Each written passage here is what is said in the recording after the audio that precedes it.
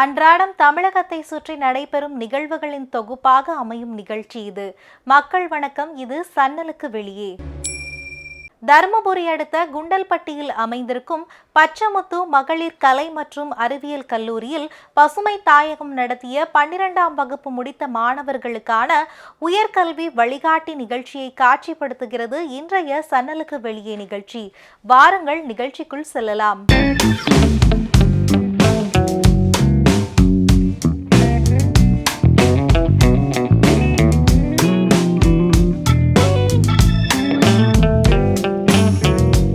நிகழ்ச்சியில் தர்மபுரி சட்டமன்ற உறுப்பினரும் பசுமை தாயகத்தின் தலைவருமான முனைவர் திருமதி சௌமியா அன்புமணி அவர்கள் சிறப்பு விருந்தினராக கலந்து கொண்டதை அடுத்து கல்லூரி நிர்வாகம் அவருக்கு உற்சாக வரவேற்பு அளித்திருந்தது.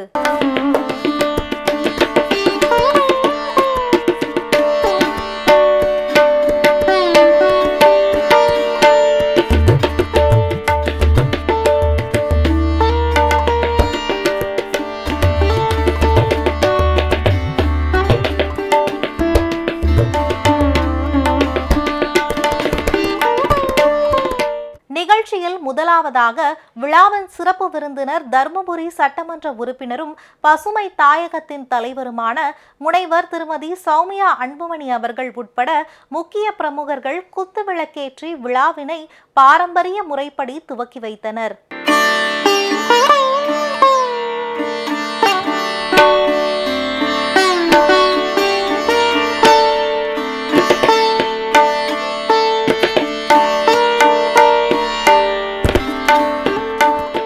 அடுத்ததாக விழாவில் பங்கேற்றவர்கள் பல்வேறு உயர்கல்வி வாய்ப்புகள், பாடத் தேர்வுகள், தொழில் வாய்ப்புகள் பற்றி மாணவ மாணவிகளிடம் தங்களது அனுபவங்களை பகிர்ந்து கொண்டனர்.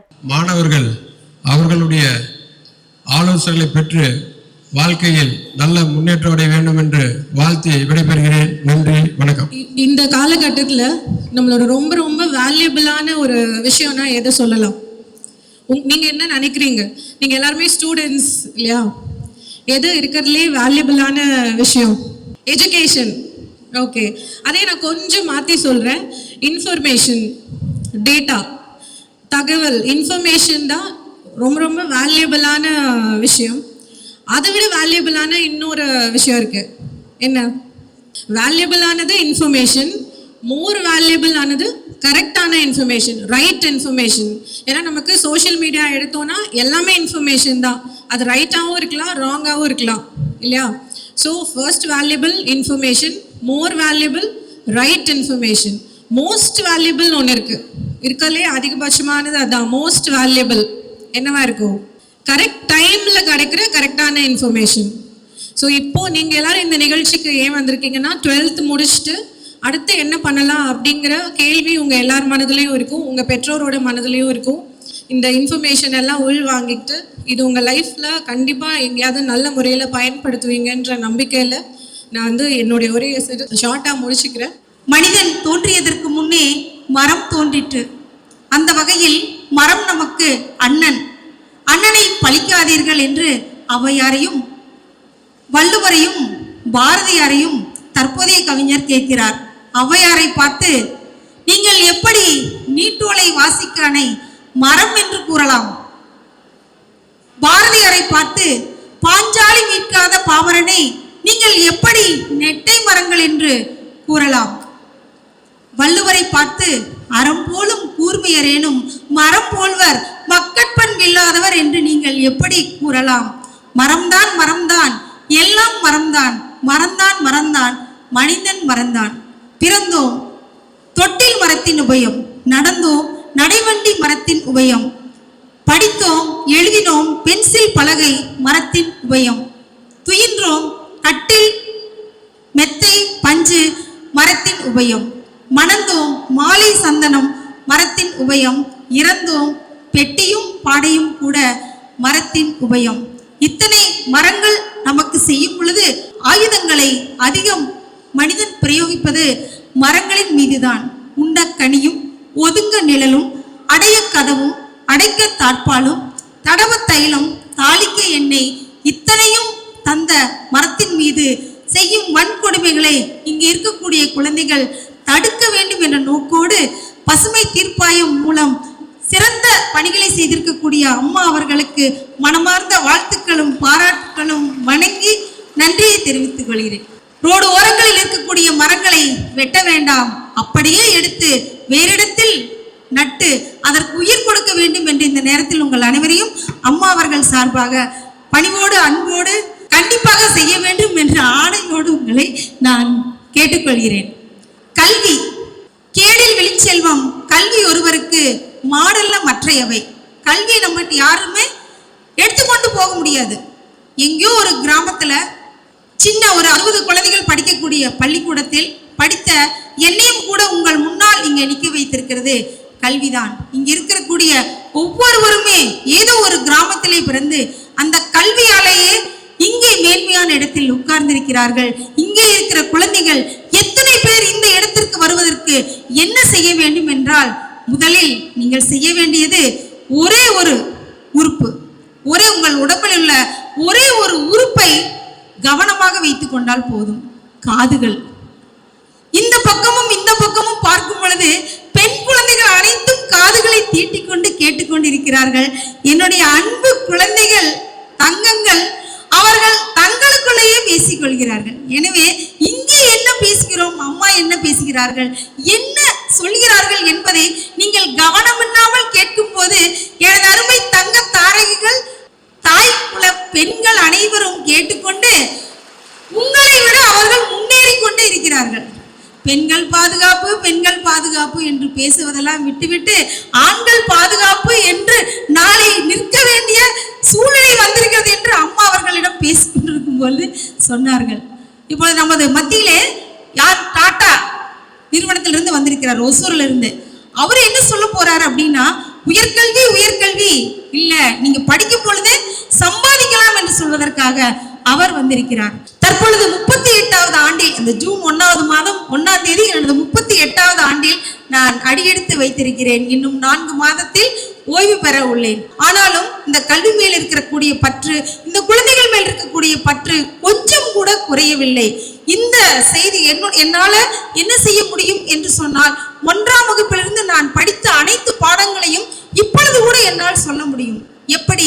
அந்த ஒரே ஒரு உறுப்பு சொல்லும் போது காதில் கவனமாக கேட்டு மனதில் இருத்தி வைத்துக் கொண்டால் கண்டிப்பாக நம்மதை விட்டு வெளியே போகாது என்பதுதான். எனவே என் அன்பு குழந்தைகளே, என்ன செய்தி இங்கே நீங்கள் எடுத்து செல்ல வேண்டும் என்றும் என்ன நீங்கள் அடுத்து படிக்க வேண்டும் என்று சொல்வதற்காக இவர்கள் அனைவரும் இங்கே வந்திருக்கிறார்கள். நமது மாவட்ட ஆட்சியர் அவர்கள், ஏற்கனவே இருந்த மாவட்ட ஆட்சியர் அவர்கள் மாணவர்கள் மேல் அதிக பற்று கொண்டு அனைவரும் கல்வி கற்று சிறப்பிடம் எய்த வேண்டும் என்று மிகவும் நம்பிக்கையோடு இருந்தார்கள். இருந்தாலும் சென்ற ஆண்டு தேர்ச்சியை விட 1% பின்தங்கி விட்டது. 770 மாணவர்கள் ஒரு பாடத்தில் தோல்வியுற்றிருக்கிறார்கள். அந்த 770 மாணவர்களும் ஒரு பாடத்தில் தேர்ச்சி பெறும் பொழுது கண்டிப்பாக அதுக்கு இப்பொழுது ஒரு வாய்ப்பு அமைந்திருக்கிறது. உடனடி மறுதேர்வில் தேர்ச்சி பெற்று அனைவரும் நான் இப்ப சொல்ல போற அனைத்து ஸ்காலர்ஷிப்பையும் பெற்று வாழ்வின் உயர்ந்த இடத்தில் வர வேண்டும் என்று நான் உங்களை கேட்டுக்கொள்கிறேன். என்னுடைய தலைப்பு இங்க ஸ்காலர்ஷிப் தான். பதிவு செய்தால் நீங்க யூஜி படிக்கிற வரைக்கும் மாதம் 10,000 கிடைக்கும். சிஎம்டிஎஸ்சி முதலமைச்சர் திறனறி தேர்வு, அந்த முதலமைச்சர் திறனறி தேர்வுல 10ஆம் வகுப்பு தேர்வு எழுதி வெற்றி பெற்றால் 11, 12ஆம் வகுப்பில் மாதம் 10,000. நீங்க 3 ஆண்டு படிச்சா 50,000 மொத்தமா, 4 ஆண்டு இன்ஜினியரிங் வரை படிச்சா 20,000 + 40,000 60,000. MBBS வரை படித்தால் நீங்க அந்த படிக்கிற அந்த 7 ஆண்டுகளுக்கும் உங்களுக்கான அந்த கல்வி உதவித்தொகை மாதம் வருடம் 10,000 உங்களுக்கு கிடைக்கும். பிசி ஸ்காலர்ஷிப் அந்த பிற்பட்டோர் நலத்துறை கல்வி பயிலும் அனைத்து மாணவர்களுக்கும் வருடம் 10,000 கிடைக்கும். இதுக்கு நம்ம என்ன பண்ணோம் அப்படின்னு சொன்னா, மாவட்ட பிற்பட்டோர் நலத்துறை அலுவலகத்திற்கு நாம் விண்ணப்பிக்க வேண்டும். தமிழ் புதல்வன் அப்படின்னு சொல்லியிருக்கோம். இதுல அரசு பள்ளியில 6 முதல் 12 வகுப்பு வரை தமிழ் வழியில் கற்ற அனைவருக்கும் என்ன கிடைக்கும்? மாதம் ரூபாய் 1000 கிடைக்கும். அதே போல புதுமை பெண், இது தமிழ் புதல்வன் என்பது ஆண் குழந்தைகளுக்கும் பெண் குழந்தைகளுக்கு புதுமை பெண் திட்டத்தின் மூலம் மாதம் 1000 ரூபாய் கிடைக்கும். அதுபோக நமக்கு இந்த பணம் போதவில்லை என்றால் வித்யாலட்சுமி போர்ட்டல் என்று இருக்கிறது. இந்த வித்யாலட்சுமி போர்ட்டலில் தேடி அதில் எஜுகேஷன் லோன் அப்ளை செய்யும் பொழுது நமக்கு தேவையான அனைத்து உதவிகளும் வங்கி மூலமாக நாம் பெற்றுக்கொள்ளலாம். அரசு பள்ளியில் பயின்று மத்திய அரசின் மருத்துவம் உயர்கல்வி நிறுவனங்களில் ஐஐடி, என்ஐடி, எம்ஐடி இந்த மாதிரியான கல்லூரிகளில் அந்த கல்லூரிகளில் சேரும் பொழுது கண்டிப்பாக நமக்கு முழுமையான அரசு உதவி கிடைக்கும் என்பதை நினைவில் கொள்ளவும். இங்க இருக்கக்கூடிய அனைத்து மாணவர்களும் மீண்டும் ஒருமுறை தங்கள் காதுகளை தீட்டிக்கொண்டு எண்ணங்களை உங்களுக்குள் வைத்துக்கொண்டு தேவையானவற்றை மனதில் இருத்தி தேவையில்லாதவற்றை அழித்து உங்களது வாழ்வில் வெற்றி பெற வேண்டும் என்று உங்களை நான் கேட்டுக்கொள்கிறேன். தலை குனிந்து நீ இன்று படிக்கும் பொழுது நாளை தலை நிமிர்ந்து வாழலாம். பசுமை தாயத்தினுடைய தலைவர் சட்டமன்ற உறுப்பினர் பதவியேற்றவுடன் ஒரு 4 நாட்கள் கழித்து இந்த மாவட்டத்தில் மாணவர்கள் வேலை வாய்ப்பு கொடுக்கணும், படிச்சுட்டு சும்மா இருக்கக்கூடாது, படிக்காம வாய்ப்பு இல்லாமல் படிக்காமல் இருக்கக்கூடாது, படிக்க வேண்டும், படித்த பிறகு வேலைக்கு போக வேண்டும் என்ற ஒரே நோக்கத்தை அடிப்படையில் என்னென்ன பண்ணலான்னு சொல்லி சிந்திச்சு தான் பயிற்சி. முதல்ல இது ஒரு துவக்கம் தான். நமது மாவட்டத்துடைய முதன்மை கல்வி அலுவலர் சரி நிறைய பேசினாங்க. மாணவர்கள் படிப்பதற்கு தடையாக எதுவுமே இருக்கக்கூடாது. பணம், பொருளாதார வசதி எல்லாம் நாங்கள் அரசாங்கத்தில் என்னென்ன வருதோ சொன்னாங்க. அது மட்டும் இல்லாமல் 12ஆம் படிச்சுட்டு நீங்கள் உயர்கல்விக்கு படிக்கும்போது ஒரு ஆலோசனை வழிகாட்டி வேண்டும். நம்ம அரசாங்கத்தின் மூலமா மாவட்ட கல்வி அலுவலர் ஒரு பயிற்சி மையம் இருக்குது. இருந்தாலும் 4 மாதத்தில் ஓய்வு பெறாங்க. இருந்தாலும் அதற்குள் இந்த மாவட்டத்திலே அவங்க இருந்தால் பணியாற்ற வேண்டும். ஏன்னா அதுக்குள்ள போன வருஷமே போகிறேன்னு சொன்னாங்க சென்னைக்கு. நான் தான் வேணான்னு சொன்னேன். ஏனென்றால் அவங்க ரொம்ப அனுபவம். அந்த 4 மாதம் இந்த அனைத்து பள்ளிகளிலும் +2 அரசு பள்ளியில் ஒரு வழிகாட்டி மையம், ஒரு ஆசிரியர், நல்ல ஒரு ஆசிரியர் கொண்டு ஒரு அமைச்சர் நல்லா இருக்கும். ஏன்னா கிராமப்புறத்தில் இருக்கிற ஏழ்மையான மாணவர்கள் அப்பா அம்மாவுக்கும் தெரியுதில்ல, இவனும் படிச்சுட்டு ஏதோ வேலைக்கு போயிடுறான். அங்கே ஒரு ஆசிரியர், ஒரு நல்ல ஒரு ஆசிரியர் அமைப்பு இருந்தால், ஒரு வாலண்டரி, ஒரு எதையும் எதிர்பார்க்காம ஒரு ஆசிரியர்களை நியமித்த ஒரு பள்ளிக்கூடத்தில் அவர்கள் அந்த மாணவர்களுக்கும் அப்பா அம்மாக்கள் சொல்லி, நீ இது முடிச்சுட்ட, இவ்வளோ மார்க்கா நீ இது படிக்கலாம், இவ்வளோ மார்க்கா இது படிக்கலாம், நீ படிப்பே இல்லையா நீ இந்த வேலைக்கு போ, ஒரு நல்லா இருக்குன்னு நினைக்கிறேன். அது மாவட்ட ஆட்சியர் மற்றும் நம்ம முதன்மை கல்வியாளர்கள் ஏற்பாடு செய்ய கேட்டுக்கொண்டு, நமது சட்டமன்ற உறுப்பினர் அதற்கு தேவையான அனைத்து வகையான உதவிகளையும் வழிகாட்டுதலையும் தெரிவிப்பார் என்பதை அவர்கள் தெரிவித்துக் கொண்டு, அதே மாதிரி மாணவ செல்வங்கள் இங்கே இருக்கிறவங்க பூரா அரசு பள்ளியிலேருந்து வந்திருக்கிறீங்க. அரசு பள்ளி மாணவர்கள் ஏதோ தனியார் பள்ளியை படித்ததை விட அரசு பள்ளி மாணவர்கள் மார்க்கு குறைவாக இருக்குது அப்படின்னு நினைக்கக்கூடாது. ஏனென்றால் மார்க்கை வச்சு ஒரு மாணவர்கள் மாணவியுடைய அறிவை எடை போடக்கூடாது. நம்ம மாணவர்கள் என்னமே எல்லாமே என்னமே நீட் என்ன மார்க்கு, டாக்டரா என்ஜினியரா, அதே நோக்கத்தை போகாதீங்க. நமது சட்டமன்ற உறுப்பினர் மரியாதைக்குரிய முனைவர் சௌமி அன்புமணி அவர்கள் சொன்னார்கள், அவர்கள் கலெக்டராக வேண்டும் என்று தான் நினைத்து படித்தார்கள். படித்து தான் கண்டிப்பாக கலெக்டர் ஆகிட்டு இருப்பாங்க. மாறிவிட்டது. அதனால் நீங்கள் மாணவர்கள் ஏதாவது இந்த வேலைக்கு போகணும் என்னங்க, ஆனால் அந்த வேலை கிடைக்கணும், அடுத்து எது கிடைக்குது அதில் தங்களை ஈடுபடுத்திக் கொள்ள வேண்டும். ஒவ்வொருத்தருக்கும் மார்க் எவ்வளோ மார்க் பற்றி பேசாதீங்க. நீங்கள் செய்கிற பணி சிறப்பாக செய்யணும், ஒழுக்கமாக இருக்கணும், வாழ்வில் உயர வேண்டும். அதற்கு அனைத்து உதவிகளும் அரசாங்கமாகட்டும் மற்ற ஆசிரியர் பெருமக்கள் தொடர்ந்து பணியாற்றுகிறார்கள். அதை பயன்படுத்திக் கொள்ள வேண்டியதுதான். அடுத்ததாக விழாவில் பங்கேற்றவர்கள் பல்வேறு உயர்கல்வி வாய்ப்புகள், பாடத் தேர்வுகள், தொழில் வாய்ப்புகள் பற்றி மாணவ மாணவிகளிடம் தங்களது அனுபவங்களை பகிர்ந்து கொண்டனர். நிறைய விஷயங்களை அள்ளி கொடுக்கறாங்க. அந்த அள்ளிட்டு போக நம்ம ரெடியா இருக்கணும். அதே மாதிரி யாராவது தேர்ச்சியில் ஒரு சப்ஜெக்டோ இல்லை 2 சப்ஜெக்டோ தேர்ச்சி குறைவா இருந்ததுன்னா உங்களுக்கு சப்ளிமெண்டரி எக்ஸாம் எழுதி பாஸ் பண்ணலாம். உங்களுக்கு இரட்டிப்பு பாராட்டுகளை தெரிவிச்சுக்கலாம். நம்ம நல்ல மார்க் நீங்க இம்ப்ரூவ் பண்ணிக்கலாம்.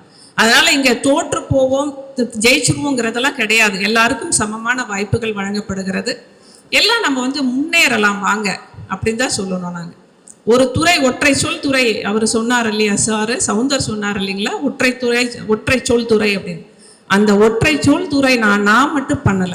என்னோட மாணவர் இங்க இருக்கிறாரு கலைமணி, இன்னைக்கு சிறந்த கல்வி ஆலோசகர் தமிழ்நாட்டில். அந்த மாதிரி உங்களை மாதிரி மாணவ செல்வங்களோட உருவாக்கப்பட்டதை தான் இந்த துறை. ஸோ அதனால மாணவர்களே உங்களுக்கு நிறைய முன்னேற வாய்ப்புகள் உண்டு. மேம் இப்போ நான் என்ன படிக்கலாம், எங்கே படிக்கலாம், எந்த கோர்ஸை எடுத்துக்கலாம், இந்த கோர்ஸ் எடுத்தால் எனக்கு வேலை வாய்ப்பு போயிடுமோ, ஒருவேளை என் ஃப்ரெண்டு இந்த கோர்ஸை செலக்ட் பண்ணியிருக்கா அவங்களுக்கு வேலை வாய்ப்பு இருக்குமோ, இந்த மாதிரிலாம் எந்த பயமும் உங்களுக்கு வேண்டாம்.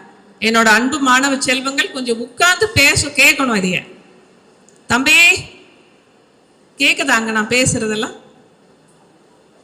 உட்கார்ந்து கேளுங்க எல்லாரும். ஏன்னா ஒரு கூட்டத்துக்கு நம்ம வரும்பொழுது அந்த கூட்டத்துக்கு எதுக்கு வந்தோமோ அதை அதிகமா எடுத்துட்டு போகணுங்கிறதான் என்னோட பெரிய ஆசை.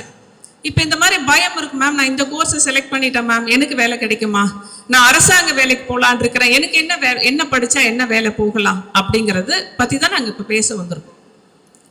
முதல்ல ஒரு கோர்ஸை செலக்ட் பண்றதுக்கு முன்னாடி, ஆக்சுவலா கோர்ஸ்னே சொல்லக்கூடாது, இது நம்ம ப்ரோக்ராம்னு தான் சொல்லுவோம். அண்டர் கிராஜுவேஷனுங்கிறது இளநிலை கல்விங்கிறது ஒரு ப்ரோக்ராம், கோர்ஸுங்கிறது ஒரு தனிப்பட்ட பாடத்தை தான் நம்ம கோர்ஸ்ன்னு சொல்லுவோம். நம்ம எந்த பாடத்தை செலக்ட் பண்ணனா என்னென்ன வேலைக்கு போகலான்னு ஃபர்ஸ்ட் சொல்லிடுறேன், அதுக்கப்புறம் நீங்க அந்த சப்ஜெக்டை தேர்ந்தெடுங்க. ஃபார் எக்ஸாம்பிள் நம்மளுக்கு இன்னைக்கு இந்தியாவில் அதிக வேலை கொடுக்குற துறை மேடம் சொன்னாங்க, சௌமியா அன்புமணி மேடம் சொன்னாங்க, விவசாயத்துறை. விவசாயத்துறை அதிக வேலை வாய்ப்பு கொடுக்கக்கூடிய துறை. அதுக்கு அடுத்தது மேனுஃபேக்சரிங், உற்பத்தி துறை. அதேக்கு ஈக்குவலா இருக்கிற இன்னொரு துறை கல்வித்துறை. இப்போ உங்களுக்கெல்லாம் ஆசிரியர்கள் பேராசிரியர்களா இருக்கிறது எல்லாமே கல்வித்துறை தானே. கல்வித்துறை சார்ந்த வேலை வாய்ப்புகள் நிறைய ஜாஸ்தி இருக்கு. அதே மாதிரி ஹெல்த் செக்டார் அப்படின்னு சொல்லுவோம். ஹெல்த் செக்டார் அப்படின்னா பாத்தீங்கன்னா நம்ம உடல் நலம் சார்ந்தது. அதனால மெடிசன் மட்டுமே உடல் நலம் சார்ந்ததுன்னு சொல்ல மாட்டேன். உடல் நலம் நம்மளுக்கு நோய் வராம தடுப்பதற்கு உண்டான முறைகள் இருக்கு பாருங்க, அதெல்லாம் கூட நம்ம என்ன சொல்லுவோம்னா ஹெல்த் செக்டார்ஸ்ன்னு சொல்லுவோம். அடுத்தது சர்வீஸ் செக்டார்ஸ். சர்வீஸ் செக்டார்ஸ்னா இந்த பேங்கிங் செக்டார்ஸ், வேற மாதிரி இந்த பேக் எண்ட் சர்வீசஸ் செய்யறது, இதெல்லாம் சொல்லுவோம். இதுக்கெல்லாம் மேம் நாங்கள் என்ன படிக்கணும்? இப்போ நான் யூஜி என்ன படித்தா வாத்தியார் ஆகலாம். ஃபார் எக்ஸாம்பிள் ஒரு ஸ்கூல் டீச்சர் ஆக போகிறேன், நாங்கள் என்ன படிக்கணும்? இப்போ நீங்கள் எந்த டீச்சர் ட்ரைனிங் படிச்சிருக்கீங்கன்னா நீங்கள் 1ஆம் கிளாஸ் to 5ஆம் கிளாஸ் வரைக்கும் கிளாஸ் எடுக்கலாம். ஏன்னா உங்கள் டீச்சர்ஸே அதுக்கு இருக்கிறாங்க. டீச்சர் ட்ரைனிங் படிக்கலான் இருக்கோம் மேம், எனக்கு சரியா என்னோட 12th மார்க் சப்போர்ட் பண்ணலை, நான் டீச்சர் ட்ரைனிங் படிக்கிறேன் அப்படின்னா டீச்சர் ட்ரைனிங் முடிச்சுட்டு டெட்டுன்னு ஒரு ஃபர்ஸ்ட் பேப்பர் எழுதிட்டு நீங்கள் எந்த ஸ்கூலில் வேணாலும் டீச்சர் ஆகலாம். இன்னைக்கு தமிழகத்தில் மட்டுமில்லை, இந்தியா முழுவதும் பள்ளி கல்வித்துறைகள் ரொம்ப ஜாஸ்தி, டீச்சர்ஸுக்கு வாண்டட் ரொம்ப ஜாஸ்தியாக இருக்குது. அதனால நீங்கள் டீச்சர் ட்ரைனிங் படிச்சிங்கன்னா 1ஆம் கிளாஸ் to 5ஆம் கிளாஸ் ஸ்டூடெண்ட்ஸுக்கு நீங்கள் கிளாஸ் எடுக்கலாம். ஒருவேளை மேம் நான் 6ஆம் கிளாஸ் to 10ஆம் கிளாஸுக்கு டீச்சர் ஆக போகிறேன், என்ன நான் பண்ணணும் அப்படின்னு கேட்டிங்கன்னா எந்த வேணாலும் நீங்கள் அண்டர் கிராஜுவேஷன் எடுத்துக்கலாம். அந்த அண்டர் கிராஜுவேஷன் நான் எப்படி செலக்ட் பண்ணணும் அப்படின்னு கேட்டிங்கன்னா, இப்போ கிளாஸில் என்ன இருக்குது, ஸ்கூலில் தமிழ் சொல்லி கொடுக்குறோம், ஆங்கிலம் சொல்லி கொடுக்குறோம், maths, physics, chemistry, biology, zoology, botany, commerce, economics எல்லாம் வருது இல்லைங்களா உங்களுக்கு? ஈவன் ஃப்ரெஞ்சு, ஹிந்தி இதெல்லாம் கூட வருது பாருங்க. இதையெல்லாம் உங்களுக்கு எந்த சப்ஜெக்ட் பிடிக்குதோ அந்த சப்ஜெக்ட் எடுத்து படிக்கலாம். அண்டர் கிராஜுவேஷன் யூஜி அதை தான் நீங்கள் சேரணும். சேர்ந்துட்டு ஒரு பிஎட் படித்தோமா போதுமானது. நீங்கள் 6ஆம் கிளாஸ் to 10ஆம் கிளாஸ் வரைக்கும் கிளாஸ் எடுக்கலாம். மேம் 11, 12க்கு நான் கிளாஸ் எடுக்க டீச்சராக விரும்புகிறேன் மேம் அப்படின்னா அதே ப்ரோக்ராமில் பிஜி படிக்கலாம். இல்லைன்னா யூஜிலேருந்து சில post graduation degree, for example MBA எடுத்துக்கோங்களேன், எம்பிஏக்கு எனி டிகிரி தான் UG. Master of social science எடுத்துக்கிட்டிங்கன்னா எனி டிகிரி தான் யூஜி. அங்கே எந்த யூஜி படித்தாலும் நீங்கள் சோஷியல் ஒர்க்ஸ் போகலாம், சோஷியாலஜி போகலாம், சைக்காலஜி போகலாம், எக்கனாமிக்ஸ் போகலாம். இந்த மாதிரி படிப்புகளை நீங்கள் எந்த டிகிரி வேணாலும் போகலாம். அதனால நீங்கள் ஏதோ ஒரு போஸ்ட் கிராஜுவேஷன் எடுத்துகிட்டு பிஎட் பண்ணிட்டீங்கன்னா நீங்கள் 12ஆம் கிளாஸ் 11ஆம் கிளாஸ் to 12ஆம் கிளாஸுக்கு கிளாஸ் எடுக்கலாம். இப்போ இது டீச்சருக்கு உண்டான வேலை முடிஞ்சுதா? யாரெல்லாம் டீச்சர் ஆகணும்னு நினைக்கிறீங்களோ இந்த மாதிரி கோர்ஸை செலக்ட் பண்ணுங்க. ஒருவேளை மேம் உங்களை மாதிரி நான் ஒரு பேராசிரியராக வரணும், அது என்ன உங்களெல்லாம் பேராசிரியர்னு கூப்பிடுறாங்க? பிஹெச்டி முடிச்சிருந்தா முனைவர் பட்டம் முடிச்சுட்டு போகும்போது நம்மளுக்கு பேராசிரியர்கள், உதவி பேராசிரியர்கள், அதுக்கப்புறம் அசோசியேட் ப்ரொஃபஸர் இருக்கும், அதுக்கப்புறம் தான் பேராசிரியர் எங்களை மாதிரி வரும். இதுக்கெல்லாம் நாங்கள் என்ன படிக்கணும்னு நினச்சிங்கன்னா அதே மாதிரி தான். உங்களுக்கு என்ன சப்ஜெக்ட் பிடிச்சிருக்கு? இப்போ கம்ப்யூட்டர் சயின்ஸ் எனக்கு பிடிச்சிருக்குங்கம்மா, நான் கம்ப்யூட்டர் சயின்ஸில் ப்ரொஃபஸராக வரணும்னு ஆசைப்படுறேன் அப்படின்னா யூஜி கம்ப்யூட்டர் சயின்ஸ் படிங்க, இல்லை பிசிஏ படிங்க, இல்லைன்னா ஐடி படிங்க, எது வேணாலும் படிக்கலாம். கம்ப்யூட்டர் சயின்ஸ் படிக்கலாம், கம்ப்யூட்டர் அப்ளிகேஷன் படிக்கலாம், ஐடி படிக்கலாம், டேட்டா அனலிட்டிக்ஸ் படிக்கலாம். இதையெல்லாம் படிச்சுட்டு கூட நீங்கள் பிஜி வரும்போது எம்எஸ்சி தாராளமாக செலக்ட் பண்ணலாம். நல்லா ஞாபகம் வச்சுக்கோங்க மேம், எனக்கு டிகிரி கிடைக்கல ஆனால் நான் பணத்தை கொடுத்து போய் அதே டிகிரி சேரணுன்ற அவசியம் கிடையாது. எதெல்லாம் படித்தா போஸ்ட் கிராஜுவேஷனுக்கு எனி டிகிரி கேட்குறாங்களோ அந்த இடத்துல நம்ம போய்க்கலாம். எம்எஸ்சி கம்ப்யூட்டர் சயின்ஸ் படிக்கிறதுக்கு உங்களுக்கு யூஜி எலிஜிபிள் என்ன அப்படின்னு பார்த்தீங்கன்னா BSc computer science, BCA, BSc information technology, BSc remote infrastructure management, இந்த மாதிரி பிஎஸ்சி கம்ப்யூட்டர் சயின்ஸோட வர எந்த கோர்ஸும் உங்களுக்கு எலிஜிபிள் தான். இதை படிச்சுட்டு அதுக்கப்புறம் நீங்கள் பிஹெச்டி படிக்கணும். இல்லைனா நெட்டு செட்டுன்னு 2 எக்ஸாம் இருக்குது. National eligibility test, state level eligibility டெஸ்ட்டுன்னு 2 இருக்குது.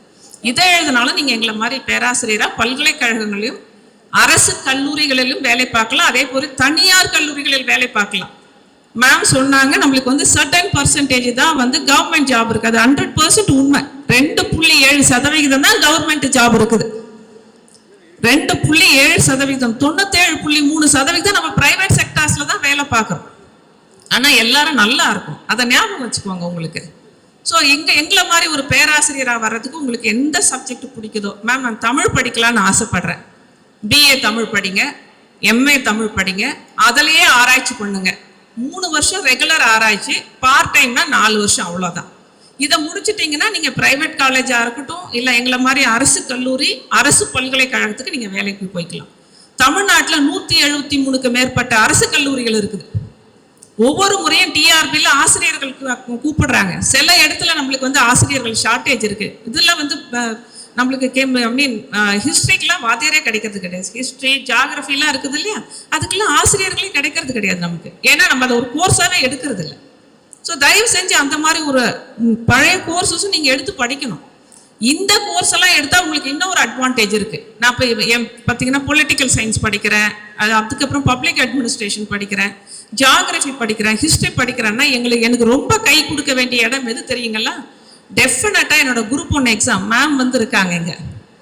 குரூப் 1 எக்ஸாம் தமிழ்நாட்டிலே ஹையஸ்ட் பதவி கவர்மெண்ட்ல ஒரு எக்ஸாம் எழுதி வர்றது அப்படின்னா டெப்டி கலெக்டர் போஸ்ட்.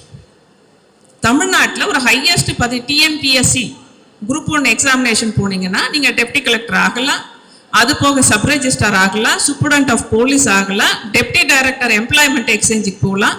இந்த மாதிரி போஸ்ட்டுக்கெல்லாம் இது நான் ரொம்ப சப்போர்ட்டிவா இருக்கும். டெஃபினட்டா நீங்க எனி டிகிரி படிச்சா போதும், நீங்க அந்த ஜாபுக்கு போய்க்கலாம். இப்போ உங்களுக்கு டீச்சர் முடிஞ்சு போச்சு. எந்த படிப்பெல்லாம் எடுத்தா உங்களுக்கு டீச்சரா போகலாம்னா, உனக்கு எந்த படிப்பு பிடிக்குதோ அதை தாராளமா எடுங்க. மேம் நான் ஜுவாலஜி தான் எடுக்க போறேன்னா ஜுவாலஜி எடுங்க, எம்எஸ்சி ஜுவாலஜி படிங்க, 11ஆம் கிளாஸ் கிளாஸ் எடுங்க. இப்போ எனக்கு டீச்சிங் ப்ரொஃபஷன் முடிஞ்சு போச்சு. அடுத்த ப்ரொஃபஷன் மேம் நான் இண்டஸ்ட்ரிக்கு வேலைக்கு போக போறேன், பேங்க்குக்கு வேலைக்கு போக போறேன்னு ஒரு எக்ஸாம் வச்சுக்கோங்க ஒரு எக்ஸாம்பிள். நான் பேங்க்குக்கு தான் மேம் வேலைக்கு போறேன் அப்படின்னா நம்ம பண்ற ஒரு தப்பு என்ன தெரியுங்களா? ஓடி போய் பிகாம். இன்னைக்கு கல்லூரிகள்ல கல்லூரி தாளாளர்கள் இருக்கிறாங்க, எல்லாருக்கும் பிகாம்ல நிறைய division, BCom, ECom, BCom, CCom, BCom எல்லாம் ஏகப்பட்ட டிவிஷன். ஏன்னா நிறைய பேர் நம்ம பிகாம் எடுக்கிறோம். இந்த பிகாம் எடுக்கிற குழந்தைங்களுக்கெல்லாம் ஒரு தவறான கருத்து என்னன்னா, பேங்க் எக்ஸாம் கிளியர் பண்ணிடலாம் அப்படின்னு. பேங்க் எக்ஸாமை அதிகமாக நம்மளோட இந்தியாவில் கிளியர் பண்ணுறதுல 2 கேட்டகரி பீப்புள் இருக்கிறாங்க. என்ஜினியர்ஸ் அதிகமாக கிளியர் பண்ணுறாங்கன்னு உங்களுக்கு தெரியல. ஏன்னா அங்கே ஆப்டிடியூடு டெஸ்ட் ஜாஸ்தி இருக்கும். அதனால நீங்கள் வந்து இந்த மாதிரி பேங்க் எக்ஸாம் போனால் அங்கேயும் எனி டிகிரி தான், என்ஜினியரிங் எலிஜிபிள், எம்பிபிஎஸ் எலிஜிபிள், அதுக்கு any arts and science eligible for bank exam. Ma'am நான் பேங்க் பிகாம் படிச்சுட்டு ஒரு அக்கௌண்டண்ட்டாக போக போகிறேன், இல்லைனா ஒரு கம்பெனி செக்ரட்டரி ஆக போகிறேன், இல்லை ஆடிட்டர் ஆக போகிறேன், இதுக்கு என்ன மேம் நான் பண்ணணும் அப்படின்னா, 12ஆம் கிளாஸ் முடிச்சுட்டே நீங்கள் வந்து ஒரு சென்டரில் போய் படிக்கலாம், இல்லை வீட்டில் உட்காந்தே கம்பெனி செக்ரட்டரிக்கும் ஆடிட்டருக்கும் நீங்கள் ப்ரிப்பேர் பண்ணலாம். அது ஒரு பேசிக் எக்ஸாம் இருக்குது, அதுக்கப்புறம் மிட் லெவல் எக்ஸாம் இருக்குது, ஃபைனல் எக்ஸாம் இருக்குது, 4 பேப்பர் கிளியர் பண்ணணும். நான் காமர்ஸ் படிச்சுட்டு ஆடிட்டருக்கு படிக்கலாமா மேம்? தாராளமாக. யூஜி காமர்ஸ் படிச்சுட்டு லேட்ரல் என்ட்ரி உங்களுக்கு வந்து 3 எக்ஸாம் சொன்னேன் இல்லையா, ஒரு கம்பெனி ஆடிட்டராக போகிறதுக்கும் கம்பெனி செக்ரட்டரியாக போகிறதுக்கும் பேசிக் எக்ஸாம்னு இன்டர்மீடியட் எக்ஸாம், ஃபைனல் எக்ஸாம் இருக்கும். இந்த பிகாம் படித்தவங்க எங்கே வரலாம் அப்படின்னு பார்த்தீங்கன்னா, நேராக பேசிக்கை விட்டுட்டு இன்டர்மீடியட் எக்ஸாமுக்கு நீங்கள் எக்ஸாம் எழுதலாம். அப்போ ஃபஸ்ட்டு 4 பேப்பர் பேசிக் எக்ஸாம் எழுதி பாஸ் பண்ண வேண்டியது நம்மளுக்கு கிடையாது. இன்டர்மீடியட்டில் இருக்க எக்ஸாம் எழுதி இன்டர்மீடியட்டை கிளியர் பண்ணிவிட்டு 2 வருஷம் இன்டர்ன்ஷிப், அதுக்கு ஆர்டிகுலர்ஷிப்னு சொல்லுவாங்க, அந்த இன்டர்ன்ஷிப்பை முடிச்சுட்டு திருப்பியும் ஃபைனலுக்கு வருவோம். ஃபைனலில் நம்ம 4 பேப்பர் எழுதுவோம். அங்கே ஒரே ஒரு கேட்டகரி என்னென்னா, ஒரு 4 பேப்பருக்கும் நீங்கள் 40% எடுத்தால் தான் பாஸ் பண்ணுவீங்க. ஆனால் அக்ரிகேட் 50% இருக்கணும். இதான் ஒரே அங்கே உங்களுக்கு தேவையானது. சரியா? ஸோ காமர்ஸ் படித்தா இந்த மாதிரி நீங்கள் போகலாம். காமர்ஸ் படித்தா ஐ கேன் கோ ஃபார் இண்டஸ்ட்ரியில் ஒரு அக்கௌண்டண்ட்டாக போகலாம், மேனேஜராக போகலாம், ஈவன் ஃபைனான்ஷியல் ஸ்டேட்டஸ் பார்க்குறதுக்கு போகலாம். உங்களோடது காமர்ஸ். மேம் இப்போ எல்லாரும் சொல்கிறாங்கல்ல ஏஐ மட்டும்தான் இந்த உலகத்தை ஆளுதுன்னு, அந்த கோர்ஸுக்கு நாங்கள் எப்படி போகிறது? ஏஐ வந்து உருவாக்குறது ஒரு பர்சன்டேஜ் பீப்புள், ஒரு 20% வந்து ஏஐக்கு உண்டான டூல்ஸை உருவாக்குவாங்க. மற்றவங்களெல்லாம் ஏஐ வந்து எப்படி இம்ப்ளிமெண்ட் பண்ணணும்னு தான் நம்ம படிக்க போகிறோம். ஏஐ யூஸ் பண்ணி இப்போ என்னாலையும் அழகாக ஒரு ChatGPTல ஏஐ யூஸ் பண்ணி ஒரு ப்ரோஷர் ரெடி பண்ண முடியுது. ஏஐ யூஸ் பண்ணி என்னால் ஒரு படத்தை கொண்டு வர முடியுது. இது வந்து யூசர்னு நம்ம சொல்லுவோம். நம்மளெல்லாம் யூஸ் பண்ணுறவங்க ஒரு சிலர் தான் வந்து அதுக்கு உண்டான தரவுகளை உருவாக்குபவர்கள். அதனால் அதெல்லாம் பயந்துக்கிட்டு ஒரே அடியாக ஓடி ஏஐயை படிக்கணும் வேண்டிய அவசியம் இல்லை. உங்கள் சப்ஜெக்ட்லேயே இப்போல்லாம் எல்லா தமிழ்நாட்டில் உள்ள டான்ஸ்கி நார்ம்ஸ் பிரகாரம் எல்லா கரிக்குலத்திலையும் வந்து ஏஐ சம்மந்தப்பட்டமான பாடம் இன்ட்ரடியூஸ் பண்ணியாச்சு. டெஃபினட்டாக ஏஐ எல்லாம் இங்கிலீஷ் துறையில் கூட ஏஐயை இன்ட்ரடியூஸ் பண்ணியாச்சு. அதனால் ஏஐ தான் ஒன்றே படிப்பு, நீங்கள் பயந்துக்க வேண்டாம். எந்த படிப்பு உங்களுக்கு கிடைக்குதோ அதை எடுத்து படிங்க. அடுத்தது பார்த்தீங்கன்னா இப்போ நான் ஒன்று சர்வீஸ் செக்டார் சொல்லிட்டேன், பேங்கிங் செக்டார்ஸ் எல்லாம். இன்னும் ஒன்று உற்பத்தி துறையில் பார்த்தீங்கன்னா எலக்ட்ரானிக்ஸ் இன்ஸ்ட்ருமெண்டேஷன், செமிகண்டக்டர்ஸு, ஐடிஐ படித்தவங்க, பாலிடெக்னிக் படித்தவங்க. இப்போ புதுசாக பாரதியார் பல்கலைக்கழகம் ஒரு கோர்ஸை இன்ட்ரடியூஸ் பண்ணியிருக்குது, பிஎஸ்சி மேனுஃபேக்சரிங் சயின்ஸு. அதை பற்றி தான் வெல்லிங்கிரி சார் இப்போ பேசுவார் உங்களோட. அது இண்டஸ்ட்ரியில் வந்து படிக்க வேண்டிய ஒரு படிப்பு. இந்த மாதிரி மேனுஃபேக்சரிங் செக்டார்ஸில் உற்பத்தி துறையில் பார்த்தீங்கன்னா இப்போ எங்களுக்கு கோயம்புத்தூர்லேயே ஒரு நாங்கள் சர்வே எடுக்கும்போது 70,000 வேலை வாய்ப்புகள் உற்பத்தி திறனில் இருக்குது அப்படிங்கிறாங்க. உற்பத்தி துறையில் அதுக்கு முதல்ல வந்து ஐடிஐ பாலிடெக்னிக் தான் வேணும்னு கேட்டுட்டு இருந்தாங்க. இப்போல்லாம் நாங்கள்லாம் கம்பெனியில் என்ன ரெக்வெஸ்ட் பண்ணியிருக்கிறோன்னா, தமிழ்நாடு கிராஜுவேஷன் ரேஷியோவை இன்க்ரீஸ் பண்ணுறதுக்காக 12ஆம் கிளாஸ் படித்த அனைவரும் மேற்படிப்பு படிக்கணுன்றதுக்காக நம்ம நிறைய எஃபோர்ட் எடுத்துகிட்டு இருக்கிறோம். அதனால் உங்களை வந்து ஐடிஐ பாலிடெக்னிக்கோடு நிறுத்திடணுன்ற அவசியம் கிடையாது. நீங்கள் வந்து பார்த்தீங்கன்னா யூஜி எனி டிகிரி படித்தாலும் உங்களை ட்ரைனிங் கொடுத்து இண்டஸ்ட்ரியில் எடுத்துக்கிறதுக்கு கேட்டுட்ருக்கோம். அதுக்கு நிறைய இண்டஸ்ட்ரி எஸ் சொல்லிட்டு வந்தாச்சு. இப்போ இப்போ கோயம்புத்தூர்லாம் பார்த்தீங்கன்னா LG brothers industry, Tata, Titan and so many industries வந்து வராங்க. அதே மாதிரி இண்டஸ்ட்ரீஸ் உங்களையும் வந்து நான் அப்சர்வ் பண்ணோம்னா ஒன்றே ஒன்று, நீங்கள் படிக்கும் போதே உங்கள் படிப்பில் அதுக்கு ரிலேட்டடான சாஃப்ட்வேர் என்னென்ன இருக்குது, எமர்ஜிங் ஸ்கில்ஸ் என்னென்ன இருக்குன்னு படிக்கணும். மேம் இதெல்லாம் நாங்கள் எங்கே போய் படிக்கிறது? இதெல்லாம் பணம் நிறைய செலவு பண்ண வேண்டியிருக்கா? கிடையாது. NPTEL இருக்குது, ஸ்வயம் இருக்குது, மூக் இருக்குது, அது போக கோர்சேரா, இந்த மாதிரி ஆன்லைன் கோர்சஸ் உங்களுக்கு நிறைய இருக்குது. நம்ம தான் எந்நேரம் ஆன்லைனில் இந்த இதெல்லாம் பார்த்துட்டு இருக்கோம்ல, ரீல்ஸ் பார்க்குறோம், இன்ஸ்டாகிராம் பார்க்குறோம், ஃபேஸ்புக் பார்க்குறோம்ல. அதுக்கு செலவு பண்ணுற டைம் விட்டு போட்டு நீங்கள் வந்து இது ஒரு 1 hour படித்தா போதும். ஒரு நாளைக்கு 1 மணி நேரம் படித்தா போதும். 25 ஹவர்ஸ்க்கு இல்லை 42 ஹவர்ஸ் படித்து நீங்கள் சப்மிட் பண்ணால் ஆட்டோமேட்டிக்காக உங்களுக்கே சர்டிஃபிகேட் கொடுக்கும். இந்த கோர்ஸ் ஈரா நான் சொல்கிறது எங்கே தெரியுமா இருக்குது? போய் ட்ரை பண்ணி பாருங்க. கோர்ஸ் ஈரா, COURSERA அப்படின்னு இருக்கும். இந்த கோர்ஸ் ஈரா கொடுக்கறது யார் அப்படின்னு பார்த்தீங்கன்னா லண்டன்லேருந்து கொடுக்குறாங்க நம்மளுக்கு. இது வந்து அப்ராடு. நீங்கள் அழகாக நீங்கள் நாளைக்கு வெளி காலேஜ் போகும்போது சொல்லலாம், பாரு நான் கோர்ஸ் ஈரா சர்டிஃபைடு பர்சன் அப்படின்னு சொல்லலாம். நீங்கள் உங்களுக்கு எந்த கோர்ஸ் எடுத்தாலும் அதுக்கு அடிஷ்னலாக தேவையான திறன்களை நீங்கள் வளர்த்துக்கிட்டால் மட்டும்தான் இன்னைக்கு வேலை வாய்ப்புகளுக்கு நீங்கள் போக முடியும். இப்போ ஆர்ட்ஸ் அண்ட் சயின்ஸ்னு எடுத்துக்கோங்க. ஆர்ட்ஸ் அண்ட் சயின்ஸில் BBA எடுக்கலாம், எக்கனாமிக்ஸ் எடுக்கலாம். நீங்கள் அதெல்லாம் மேனேஜ்மெண்ட் படிப்புகள். இப்போ காமர்ஸ் உங்களுக்கே நல்லா தெரியுது, நீங்கள் நிறைய பேர் காமர்ஸ் எடுக்கிறீங்க. காமர்ஸ் எடுத்துட்டு மேற்படிப்பு நீங்கள் என்னெல்லாம் போகலான்னா MCOM போகலாம், MBA போகலாம். அது வந்து பார்த்தீங்கன்னா நிறைய எப்பவுமே இந்த MBAக்கு MCOMக்குலாம் வேலை வாய்ப்புகள் கரெக்டாக ஒரு ஈக்குவலாக ரேஷனலாக போய்கிட்டே இருக்கும். அதுக்கப்புறம் இப்போ நிச்சா பார்த்தீங்கன்னா ஒரு பப்ளிக் தம்பி என்ன படிப்பு கொடைக்கானல்ல இப்போ கொடைக்கானல் கவர்மெண்ட் ஆர்ட்ஸில் பார்த்தீங்கன்னா BA பப்ளிக் சர்வீசஸும் ஒன்று கொடுத்துருக்காங்க. அந்த மாதிரி புது படிப்புகளும் நீங்கள் படிக்கலாம். அதனால் நீங்கள் வந்து ஆர்ட்ஸ் அண்ட் சயின்ஸை எடுக்கும்போது நான் ஒன்லி என்ஜினியராக தான் ஆகணும், டாக்டராக தான் ஆகணும், எனக்கு கிடைக்கலைங்க மேம் நான் அதனால் ட்ராப் அவுட் ஆகிக்கிறேன்றதெல்லாம் கூடாது. மெடிசன் அப்படிங்கிற கான்செப்ட் வரும்போது உங்களுக்கே தெரியும், நீட் இல்லாமல் நம்ம மெடிசனுக்கு போக முடியாது. ஒருவேளை நீட்டு மெடிசன் கிடைக்காத குழந்தைங்க எனக்கு அந்த மெடிக்கல் ஃபீல்டில் தான் ஆர்வம் இருக்குது அப்படின்னா பயோசயின்ஸ் கோர்ஸ் எடுங்க. பயோசயின்ஸ் கோர்ஸ் எடுத்தீங்கன்னா நீங்கள் ரிசர்ச்சராக போகலாம். பயோசயின்ஸ் எடுத்தீங்கன்னா for example biotechnology, biochemistry, bioinformatics, பயோசயின்ஸ்னு ஒரு கோர்சஸ் இருக்கு, மைக்ரோ பயாலஜி இருக்குது. இந்த மாதிரி நீங்க பயோசயின்சஸ் எடுத்தீங்கன்னா நீங்களும் நாளைக்கு வந்து மருத்துவத்துறையில் ஒரு ஆய்வாளராக பணிபுரியலாம். அதே மாதிரி நிறைய ஹாஸ்பிட்டல்ஸ்லயும் உங்களோட சர்வீசஸ் கொண்டு போய் சேர்க்க முடியும். இப்போ நம்மளுக்கு நம்ம மெடிசன் சாப்பிட்றோம் இல்லையா, பேராசிட்டமால் சாப்பிட்றோம், இன்னும் நிறைய மாத்திரைலாம் சாப்பிட்றோம் இல்லையா, இந்த மாத்திரையெல்லாம் கண்டுபிடிக்கிறது டாக்டர்ஸ் கிடையாது, நம்மள மாதிரி பயோசயின்ஸ் படிச்ச ரிசர்ச்சர் தான் கண்டுபிடிக்கிறாங்க. அதனால உங்களுக்கு சேவை நோக்கம் தான், மருத்துவ சேவை நோக்கம் இருக்குது அப்படின்னு சொல்லிட்டு நினைச்சீங்கன்னா மெடிக்கல் கிடைக்காதவங்க இன்னும் ஒரு வருஷம் கூட ட்ரை பண்ணுங்க, நாங்க வேண்டாம்னு சொல்லலை. அதுக்கப்புறம் இந்த மாதிரி பயோசயின்சஸ் ஆர்ட்ஸ் அண்ட் சயின்ஸ்ல படிங்க. இல்லைங்க மேம், நான் எனக்கு நேரடியாக ஹாஸ்பிட்டலில் தான் வேலை பார்க்கணுன்னா பேராமெடிக்கல் சயின்சஸ் படிங்க. பேராமெடிக்கல் சயின்சஸ்க்கு நம்ம ஊரில் நர்சிங்க்கு இன்னை வரைக்கும் பஞ்சமே வந்ததில்லை, வேலை வாய்ப்பு இல்லைன்ற பேச்சுக்கே இடம் இல்லை.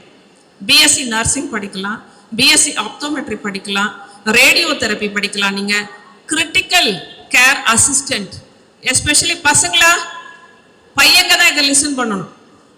கிரிட்டிக்கல் கேர் அசிஸ்டன்ட் உங்களுக்கானது தான். ஏன்னா அது கொஞ்சம் ஹார்ட் ஒர்க்கு, ரொம்ப கூட வேலை பார்க்க வேண்டிய டைம் இருக்குது. அதனால கிரிட்டிக்கல் கேர் நீங்க எந்த பெரிய பெரிய ஹாஸ்பிட்டலில் போனீங்கன்னாலும் ஒரு போர்டு இருக்கும், வேலை வாய்ப்பு கிரிட்டிக்கல் கேர் அசிஸ்டன்ட். தாராளமாக நீங்கள் கிரிட்டிக்கல் கேர் அசிஸ்டன்ட் எடுத்து படிக்கலாம்.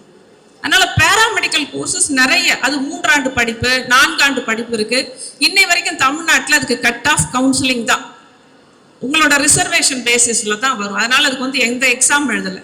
அதனால இந்த நீட்டு கிடைக்காத குழந்தைங்க எல்லாம் அதை பத்தி கவலைப்படாம நீங்க பேராமெடிக்கல் கோர்சஸ் போங்க, இல்லைன்னா பயோசயின்சஸ் கோர்சஸ் வாங்க.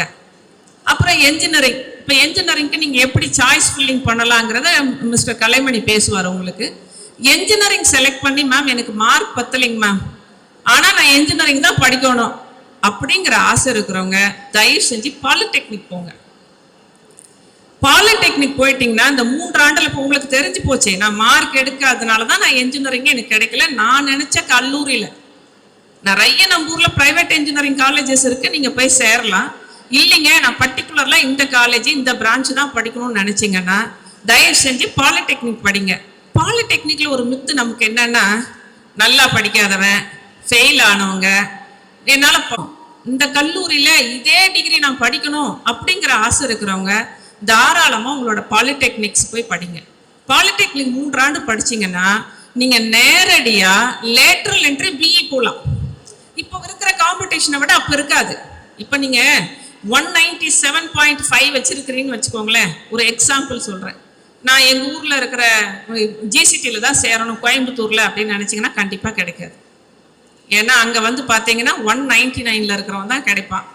ஒரு கம்யூனல் ரிசர்வேஷன் ஒரு இருக்கு. கம்யூனல் ரிசர்வேஷனுங்கிறது நம்மளோட பிசி எம்பிசி எஸ்சி எஸ்டி இதுதான் கம்யூனல் ரிசர்வேஷன். அதனோட லோவஸ்ட் மார்க்கே எங்க எப்படி இருக்குன்னா ஜிசிடிலாம் 187, எஸ்சி எஸ்டியோட மார்க்கே வந்து பார்த்தீங்கன்னா 187 180 இந்த கட் ஆஃப் இருக்கிறவங்க தான் அங்கே சேர முடியும், இந்த டோட் 1 காலேஜஸ் எல்லாம். ஆனால் நானும் இதே டோட் 1 காலேஜஸ்க்கு வரணும், அங்கே படிக்கணும்னு நினச்சிங்கன்னா பாலிடெக்னிக் படிங்க. 3 ஆண்டு படித்து அங்கே நல்ல ஒரு மார்க் எடுத்துட்டு 75% to 85% வச்சிருந்தாலே நீங்க நினைச்ச காலேஜில் நீங்க நினைச்ச கோர்ஸை படிக்க முடியும். நான் ஐஐடி NIT IIIT GFTI ஒரு 128 இன்ஸ்டிடியூஷன்ஸ் இருக்கு ஓவரால் இந்தியாவில். அதுல தமிழ்நாட்டில் ஒரு 5 இன்ஸ்டிடியூஷன் இருக்கு. இந்த 5 இன்ஸ்டிடியூஷன்ல எவ்வளவு சீட் இருக்குன்னா 1918 சீட்ஸ் இருக்கு. இந்த 1918 சீட்ஸ்ல சேர்றதுக்கு நேத்து நைட்டு ஒரு இம்பார்ட்டன்ட் நோட்டிபிகேஷன் நடந்திருக்கு. என்ன அப்படின்னா, இந்த வருஷம் நிறைய பேர் சிபிஎஸ்சியில் மார்க்ஸ் அந்த 75% மார்க்ஸ் இல்லாதனால கவுன்சிலிங் அட்டன் பண்ண முடியாம இருக்காங்க. OBC community, general community, EWS community. உங்களுக்கு 75% மார்க் இல்லைனாலும் அப்ளை பண்ணலாம். சப்ஜெக்ட் டு ஒன் கண்டிஷன், நீங்க ரீவேல்யூஷன் அப்ளை பண்ணிடணும். இப்போ சிபிஎஸ்சி போர்ட்டல்ல ரீவேல்யூஷன் அப்ளிகேஷன் ஓப்பன்ல இருக்கு. நீங்க அந்த டெட்லைன் முடியறதுக்குள்ள உங்களோட மார்க் 75 வந்துச்சுன்னா யூ ஆர் ஆல்சோ எலிஜிபிள். சரி, ஐஐடியில் சேர்றதுக்கு ஜேஇ அட்வான்ஸ் வச்சு மட்டும்தான் சேர முடியுமா? வெரி வெரி டஃபஸ்ட் எக்ஸாம், இந்தியாவில் மோஸ்ட் டஃபஸ்ட் எக்ஸாம் ஒரு 12th ஸ்டாண்டர்ட் ஸ்டூடெண்ட்டுக்கு எது அப்படின்னா நம்பர் 2nd எக்ஸாம் தான் JE advance. Number 1 UPSC NDA. சரி, இப்போ ஜேஇ அட்வான்ஸ் எக்ஸாம் எழுதாம ஐஐடியில் ஜாயின் பண்ண முடியுமா? நல்லா இங்க கவனிங்க.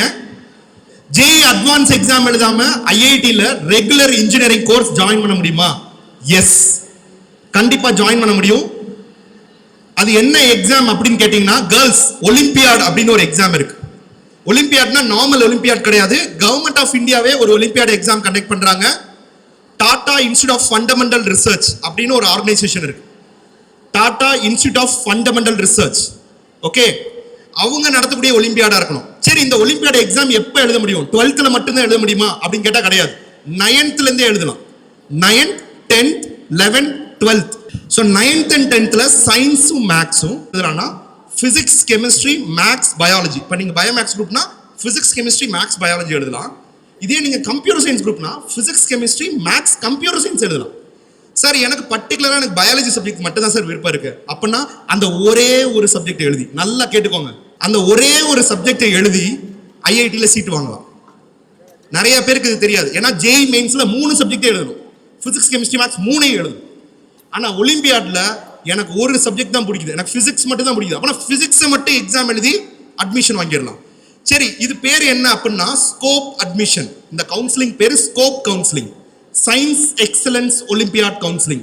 இதை வச்சு இந்தியாவில் உள்ள 23 ஐஐடிஸ்ல மொத்தம் 5 ஐஐடியில் ஜேஇ அட்வான்ஸ் எக்ஸாம் எழுதாம சேர முடியும். எந்தெந்த IIT? IIT Madras, IIT Kanpur, IIT Kharagpur, IIT Mandi, IIT Gandhi Nagar. இந்த 5 இன்ஸ்டிடியூஷன்லையும் சயின்ஸ் எக்ஸலன்ஸ் ஒலிம்பியாட் அட்மிஷன் மூலமா நீங்க அட்மிஷன் வாங்க முடியும். அதாவது 9th எழுதின எக்ஸாம் வச்சு நல்லா கேட்டுக்கோங்க. இதுல ரொம்ப ஈஸியான வழி எது அப்படின்னா, ஒரு பையன் 9th ஒலிம்பியாட் எக்ஸாம் எழுதிட்டானா அந்த 9th எழுதின மார்க்கை வச்சு 12th முடிச்சா ஐடியில சீட் எடுக்க முடியும். சரிங்களா? இது நிறைய பேருக்கு தெரியாது. ரெண்டாவது, எனக்கு ஸ்போர்ட்ஸ் ரொம்ப எக்ஸலண்டா வரும், ஸ்போர்ட்ஸ் வச்சு ஐஐடியில் சீட் வாங்கலாம். ஸ்போர்ட்ஸ் கோட்டா 2 இயர்ஸ்க்கு முன்னாடி ஐஐடிஸ்ல இன்ட்ரோடியூஸ் பண்ணி வச்சிருக்காங்க. அது நிறைய பேருக்கு தெரியாது. ஓகே, நம்பர் 3, நான் காமர்ஸ் குரூப் எடுத்திருக்கேன், நான் ஐஐடியில் படிக்க முடியுமா? Yes, you are also eligible. வெறும் டிராயிங் மட்டும் எனக்கு தெரியும், வெறும் டிராயிங் மட்டும் தெரியும்னா நீங்க UCEED undergraduate common entrance exam for design அப்படிங்கிற எக்ஸாம் எழுதி நீங்க ஐஐடிஸ்ல சீட் வாங்க முடியும். இந்தியா ஃபுல்லாமே கிட்டத்தட்ட ஒரு 225 சீட் இருக்கு, டிசைனுக்குனே சீட் இருக்கு. ஒரு கார் டிசைன் இருக்கு, ஒரு வெஹிக்கிள் டிசைன் இருக்கு, ஓகே, ஒரு அனிமேஷன் டிசைன். இதெல்லாம் பண்றவங்க யாரு? ஒரு டிசைனர். அவங்க வந்து பாத்தீங்கன்னா ஒரு ஹைரார்கில, ஒரு இண்டஸ்ட்ரியில ஒரு ஹைரார்கில இன்ஜினியருக்கு மேல இருப்பாங்க. 12th முடிச்சவங்க எத்தனை பேர்? அவங்க கை தூக்குங்க. 12th முடிச்சவங்க. ஓகே, 12th இப்போ படிக்க போறவங்க எத்தனை பேர்? ஓகே, ஓ, உங்களுக்கு கரெக்டான டைம் தான் உங்களுக்கு இந்த இன்ஃபர்மேஷன் கிடைச்சிருக்கு. இயர் பிகினிங்லே நல்லா கேட்டுக்கோங்க. இந்த ஒலிம்பியாட் எக்ஸாம் இப்போ சொன்னல, அதோட அப்ளிகேஷன் எப்போ வரும்னா ஜூலை 2nd வீக் வந்துடும், ஜூலை 2nd வீக்கே வந்துடும். ஓகே, இப்போ இன்ஜினியரிங் கவுன்சிலிங் நீங்க அப்ளை பண்ண அந்த ஸ்டூடெண்ட்ஸ் உங்களுக்கு சொல்றேன், ஒரே ஒரு இன்ஜினியரிங்க்கு மட்டும் என்ட்ரன்ஸ் எக்ஸாம் எழுதினா தான் சேர முடியும். எந்த இன்ஜினியரிங் அப்படின்னா மரைன் இன்ஜினியரிங். ஓகே, மரைன் இன்ஜினியரிங்க்கு நீங்க கண்டிப்பா என்ட்ரன்ஸ் எக்ஸாம் எழுதணும். என்ன exam? IMUCD exam, Indian maritime university common entrance test. அந்த எக்ஸாம் எழுதிருக்கணும். ரெண்டாவது, பிசிக்கலியும் ஃபிட்டா இருக்கணும். மெடிக்கல் ஃபிட்னஸ், டிஜி ஷிப்பிங் மெடிக்கல் ஃபிட்னஸ் நோட் பண்ணி வச்சுக்கோங்க. டிஜி ஷிப்பிங் மெடிக்கல் ஃபிட்னஸ் அந்த சர்டிஃபிகேட் இருந்தாதான் நீங்க வந்து மரைன் இன்ஜினியரிங். சரி sir, he was an NCC cadet when he was in the UG. அவர் யூஜி படிக்கும்போது NCCல இருந்திருப்பார். ஸோ நீங்க காலேஜ் படிக்கும்போது, நீங்க எந்த காலேஜில் படிச்சாலும் நீங்க NCCல C சர்டிஃபிகேட் வர இருந்தீங்கன்னா, C சர்டிஃபிகேட்ல மினிமம் B கிரேட் அது வாங்கிட்டீங்கன்னா NCC ஸ்பெஷல் என்ட்ரி ஸ்கீம்னு ஒன்று இருக்கு. நோட் பண்ணி வச்சுக்கோங்க 12th student, NCC special entry scheme. இதை எழுதிக்கிட்டு பக்கத்தில் எழுதிச்சுக்கோங்க. How to join in defence forces, army navy ஏர்ஃபோர்ஸ்ல ஆஃபீஸரா ஜாயின் பண்றோம். அது என்ன மாதிரி ஆஃபீஸரா? கமிஷன்ட் ஆஃபீஸரா ஜாயின் பண்ணணும். வித்தவுட் ரைட்டிங் எக்ஸாம், எக்ஸாம் எழுதாம டைரக்ட் இன்டர்வியூ. ஓகே, இது எங்க இருக்குன்னா 2 அகாடமிக்குள்ள இப்படி போக முடியும். ஒன்னு ஆஃபீஸர்ஸ் ட்ரைனிங் அகாடமி தாம்பரம், ரெண்டாவது இந்தியன் மிலிட்டரி அகாடமி டெஹ்ராடூன். இந்த 2 அகாடமிலையும் NCC ஸ்பெஷல் என்ட்ரி ஸ்கீம் இருக்கு. சரி, இப்போ நீங்க 12th படிச்சுக்கிட்டு இருக்க ஸ்டூடெண்ட்ஸ் இருக்கீங்க. நான் ஸ்கூல் லெவல்ல NCC சர்டிஃபிகேட் வச்சிருக்கேன், நான் ஸ்கூல் லெவல்ல ஏஸ் சர்டிஃபிகேட் வச்சிருக்கேன். அப்படின்னா எனக்கு என்ன யூஸ் ஆகும்? நீங்க இந்தியாவில் 45 சென்ட்ரல் யூனிவர்சிட்டிஸ் இருக்கு. ஓகே, CUET என்ட்ரன்ஸ் எக்ஸாம் நல்லா கேட்டுக்கோங்க. நீங்க வந்து காமர்ஸ் குரூப்பா இருக்கலாம், CS மேக்ஸா இருக்கலாம், பயோ மேக்ஸா இருக்கலாம், ஒரு என்ட்ரன்ஸை மட்டும் மிஸ் பண்ணாம அப்ளை பண்ணுங்க. CUET common university entrance test மட்டும் தயவு செஞ்சு அப்ளை பண்ணிருங்க. எதனால அப்படின்னா இதுல 12th சிலபஸ் மட்டும்தான் இருக்கு. இது இந்த என்ட்ரன்ஸ் எக்ஸாம் ஈஸியா இருக்கும். ஓகே, இதை வச்சு இந்தியாவில் உள்ள 45 சென்ட்ரல் யூனிவர்சிட்டியில் அட்மிஷன் வாங்கிடலாம். அந்த யூனிவர்சிட்டியில் ஃபீஸும் கம்மியாக இருக்கும். சரி, இப்போ நான் NCCயில் இருக்கிறதுக்கும் CUET எக்ஸாம் எழுதுறதுக்கும் என்ன சம்மந்தம்? இப்போ NCC A சர்டிஃபிகேட் மட்டும் வச்சுருக்கீங்க, CUET எக்ஸாம் எழுதிட்டீங்க, அதுலேயும் மார்க் கொஞ்சம் கம்மியாக போச்சு, 12thலையும் ஏதோ மார்க் கம்மியாக போச்சு அப்படின்னா அதை வச்சு அட்மிஷன் எடுத்துட முடியும். இப்படியும் ஒரு வழி இருக்கு. அதனால தயவு செஞ்சு அட்டெம்ப்ட் பண்றது வெரி வெரி இம்பார்ட்டன்ட். சார் எனக்கு அரசு வேலை தான் சார் விருப்பம். இப்போ அரசு வேலை எவ்வளோ காம்படிஷன் இருக்குங்கிறது உங்களுக்கு தெரியும். எங்கெங்கெல்லாம் போனால் வந்து சிவில் இன்ஜினியரிங்கோட போஸ்டிங் வந்துட்டே இருக்கு. நம்ம அந்த கட் ஆஃப் நார்மல் பிஎஸ்டிஎம் இல்லாத மற்ற கட் ஆஃப் நீங்கள் கம்பேர் பண்ணி பார்த்தீங்கன்னா ஒரு கம்யூனிட்டிக்குமே உங்களுக்கு மார்க்ஸ் ரொம்ப ரொம்ப குறைவாக இருக்கும். ஓகே, அதுக்கடுத்து சரி 7.5 ரிசர்வேஷன் எந்தெந்த கோர்ஸ்க்கு வரும், எதுக்கு வராது. ஃபர்ஸ்ட் எதுக்கு வரும் அப்படின்னு சொல்லிடுறேன். First this reservation is implemented for MBBS, BDS, தென் ஆயுஷ். இந்த ஆயுஷ்ல ஒரே ஒரு கோர்ஸ்க்கு மட்டும், நல்லா கேட்டுக்கோங்க, இந்த ஆயுஷ்ல ஒரே ஒரு கோர்ஸ்க்கு மட்டும் நீட் கிடையாது. நம்ம எல்லாருக்குமே தெரியும், naturopathy and yogic sciences BNYS சொல்லுவாங்கல்ல, அதுக்கு மட்டும் நீட் கிடையாது. ரெண்டாவது, இன்ஜினியரிங் கவுன்சிலிங் அப்ளை பண்ணவங்க நல்லா கேட்டுக்கோங்க ஸ்டூடெண்ட்ஸ், இன்ஜினியரிங் மட்டும் ஜாயின் பண்ணாதான். இதை தவிர பி பிளான் ஒரு கோர்ஸ் இருக்கு, பேக் டிசைன் இருக்கிறதுலே ரொம்ப பெஸ்டான கோர்ஸ். தமிழ்நாட்டில் இருக்கக்கூடிய எல்லா ஒரு கிட்டத்தட்ட ஒரு 4-5 இன்ஸ்டியூஷன்ல பிடிஎஸ் வந்து இந்த வருஷம் இன்ட்ரடியூஸ் பண்ணியிருக்காங்க. இன்ஜினியரிங் அப்ளை பண்ண ஸ்டூடெண்ட்ஸ் உங்களுக்கு தெரிஞ்சுக்கோங்க, யாராவது டாக்குமெண்ட்ஸ் அப்லோட் பண்ணலைன்னா இன்னைக்கு நைட்டுக்குள்ள அப்லோட் பண்ணிருங்க, இல்லைன்னா அப்ளிகேஷன் ரிஜெக்ட் ஆயிரும். அடுத்து ஆர்கிடெக்சர், இந்த 7.5 ரிசர்வேஷன் ஸ்டூடெண்ட்ஸ்க்கு காம்படிஷன் கம்மியா எந்த கோர்ஸா சேரலாம். எனக்கு டிராயிங் ரொம்ப எக்ஸலண்டா வரும், ப்ளீஸ் அப்ளை ஃபார் நாட்டா. 4 வழி. 1 ஸ்காலர்ஷிப், பேரண்ட்ஸ் பணம் இல்லை அதெல்லாம் பார்க்க தேவையில்லை. 2 பேங்க் லோன். 3வது ஏர்ன் வைல் லேர்ன். 4வது லேர்ன் வைல் ஏர்ன். இந்த லாஸ்ட் 2 நான் சொல்கிறேன். இப்போ டைட்டன் உள்ளேயே ITI நடத்துகிறாங்க, டைட்டன் கம்பெனி. டிவிஎஸ் ஒரு 4-5 இன்ஸ்டியூட் டிப்ளமோ ஸ்பான்சர்ஸ் பண்ணுறாங்க. அவர் சொன்னார் ஆல்ரெடி, அதனால் நீங்கள் அதை செக் பண்ணணும். நெட்டில் இன்டர்நெட்டில் போட்டால் வந்துடும், எந்தெந்த கம்பெனி ஸ்பான்சர்ஷிப் ப்ரோக்ராம் அப்படின்னு போட்டால் வந்துடும். இப்போ நான் டாடா எலக்ட்ரானிக்ஸ் மேடமோடு சேர்ந்து நிறைய எஜுகேஷன் கோர்ஸ் இருக்குது, அதை சொல்கிறேன். வேலைக்கு வந்துட்டு படிக்கிறது, +2 முடிக்கிறவங்க கேர்ள்ஸுக்கு டாடா எலக்ட்ரானிக்ஸில் வேலை இருக்குது. வேலை பண்ணும்போது என்னென்ன கோர்ஸ் இருக்குது, +2 முடித்தா பிஎஸ்சி படிக்கலாம், பிஎஸ்சி முடித்தா MSc படிக்கலாம், டிப்ளமோ முடித்தா பிடெக் படிக்கலாம், பிடெக் முடித்தா எம்டெக் படிக்கலாம். இது எல்லாம் இல்லாமல் MBA, MTech as a student 1 year சாஸ்திராவில் படிக்கிறாங்க, 6 months தாய்வானில் இன்டர்ன்ஷிப். ஸோ அந்த மாதிரி நிறையா இருக்குது. ஸோ படிக்கும்போது நீங்களே சம்பாதிக்கும் போது படிக்கிறீங்க. ஸோ இது ஒரு வழி. உங்கள் வயசில் 17 வயசு இருக்கும்போது என் வாழ்க்கையில் நான் எந்த குறிக்கோளும் இல்லாமல் இருந்தேன். அதுதான் நான் இப்போ செய்த மிகப்பெரிய தவறு. தயவு செய்து அந்த தவறை நீங்கள் பண்ணாதீங்க, அதான் என்னுடைய முதல் வேண்டுகோள். உண்மையிலுமே வாழ்க்கையில் பெரிய டார்கெட் எதுவும் கிடையாது. என் வாழ்க்கையில் எல்லாமே அமைஞ்சிச்சு, என் பேரண்ட்ஸ் சரியாக சப்போர்ட் பண்ணாங்க, எல்லாமே அமைஞ்சிச்சு. ஆனால் ஒரு பெரிய டார்கெட் இல்லாமலே இருந்தேன் என் லைஃப்பில். நான் எப்போ என்னுடைய டார்கெட்டை ஃபிக்ஸ் பண்ணேன்னா 30 வயசில். யோசிச்சு பாருங்க, 30 வயசில் தான் என்னுடைய டார்கெட்டை நான் ஃபிக்ஸ் பண்ணேன். அதை நோக்கி 6 வருஷம் நான் கடுமையாக படித்தேன், குரூப் 1 ஆஃபீஸர் ஆனேன். இதே என்னுடைய டார்கெட்டை 15 வயசுலையோ 17 வயசுலையோ நான் ஃபிக்ஸ் பண்ணியிருந்தேன்னா மேபி இன்னொரு பெரிய பொசிஷனில் நான் இருந்திருப்பேன். இல்லை இந்த மாதிரி கரியர் கைடன்ஸ் ப்ரோக்ராம் அட்டென்ட் பண்ணியிருந்தேன்னா என்னுடைய பாதையே வேறு மாதிரி போயிருக்கும். நான் உங்ககிட்ட சொல்கிறதெல்லாம் ஒரே ஒரு விஷயந்தான்.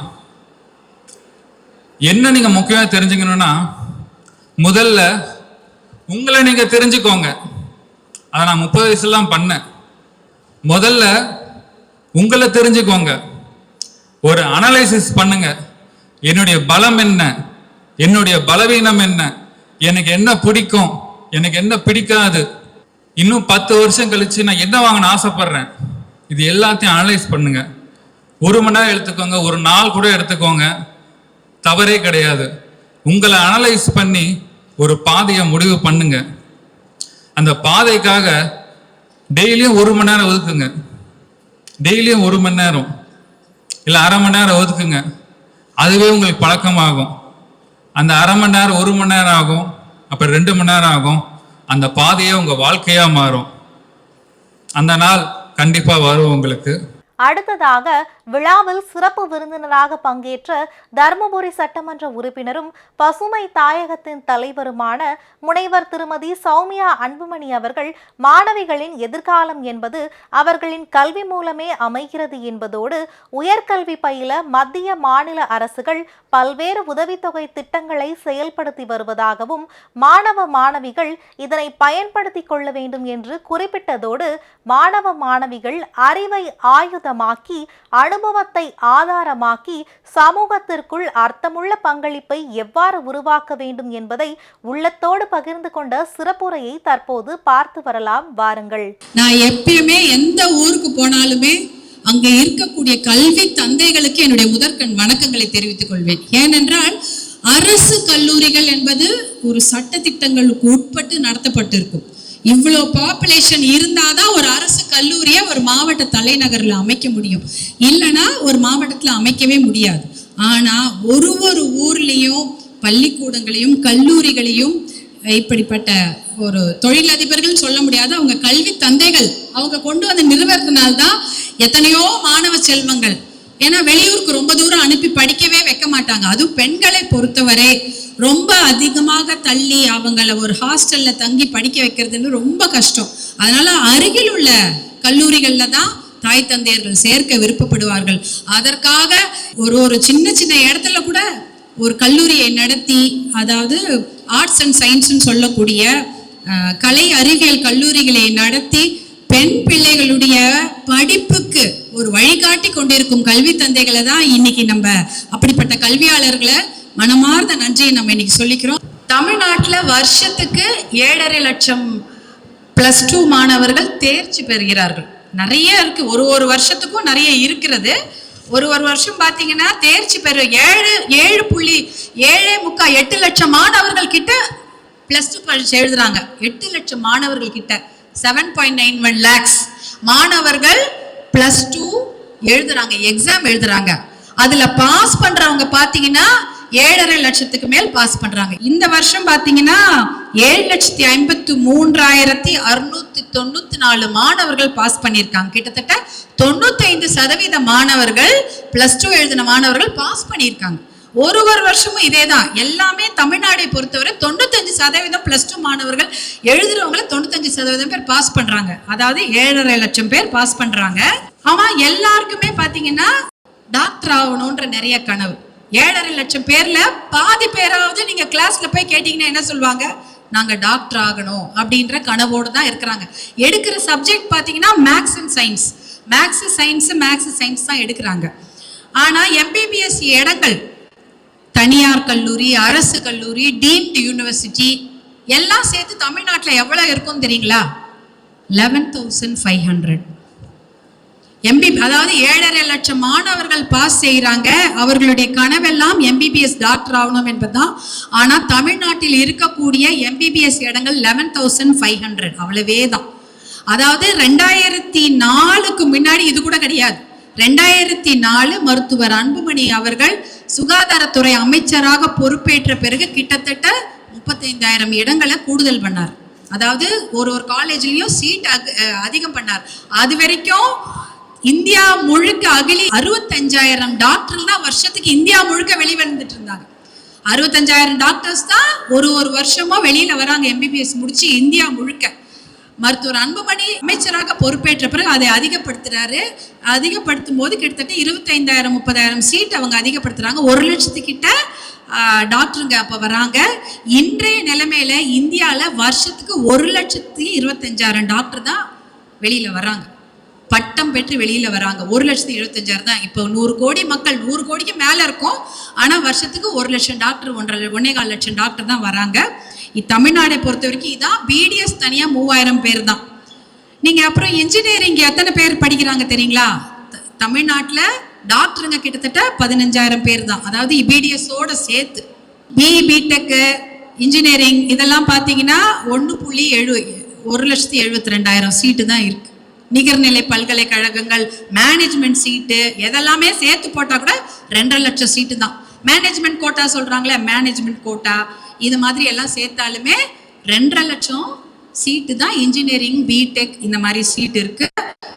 அதிகமான சீட் எதுல இருக்குன்னா அரசு கல்லூரிகளா இருக்கட்டும், தனியார் கல்லூரிகளா இருக்கட்டும். அதிகமாக இருக்கக்கூடிய சீட்டுனா கலை அறிவியல் கல்லூரி 4 லட்சம் சீட். அப்புறம் பிஏ ஆர்க்குன்னு ஒன்று இருக்கு, வக்கீல் சீட் ஒரு 5000 இருக்கும், இப்படிதான்.